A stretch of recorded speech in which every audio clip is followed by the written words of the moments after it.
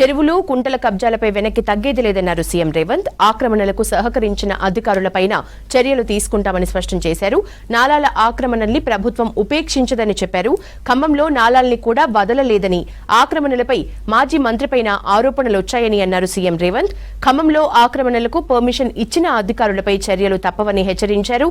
తాను ఇప్పుడే సీఎం అయ్యానని, పేదల కోసం పనిచేస్తున్నానని చెప్పారు.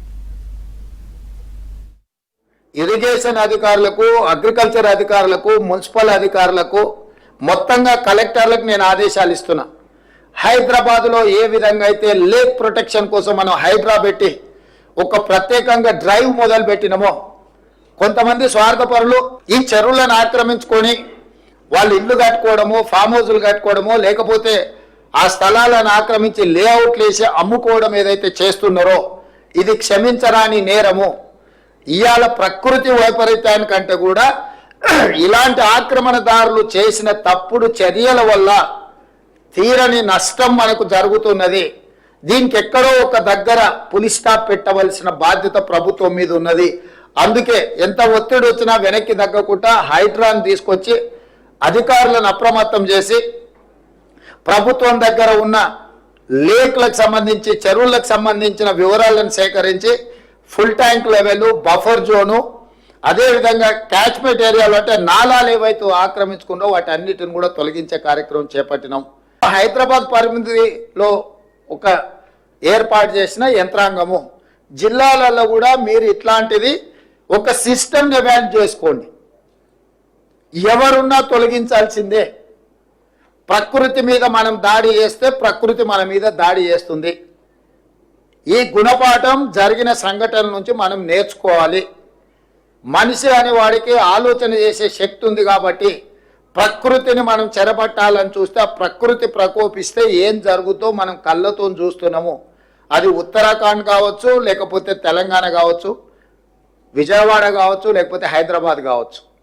ఎక్కడైనా ప్రకృతి మీద మనం దాడి చేస్తే అది తప్పకుండా దాని యొక్క దుష్ఫలితాలు మనం చవి చూడవలసిన పరిస్థితి ఉంది. నేను ఎంక్వైరీ కూడా ఆర్డర్ చేస్తా. రాష్ట్రం మొత్తం మీద కూడా చెరువుల ఆక్రమణ మీద స్పెషల్ డ్రైవ్ చేపడతా.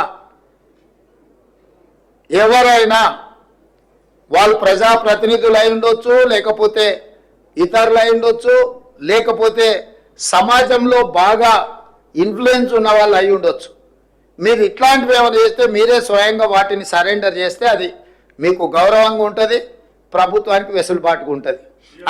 అట్లా కాకుండా ఏదైనా జరిగితే మాత్రం ప్రభుత్వం కఠినంగా చర్యలు తీసుకోవడానికి వెనక్కి తగ్గదు.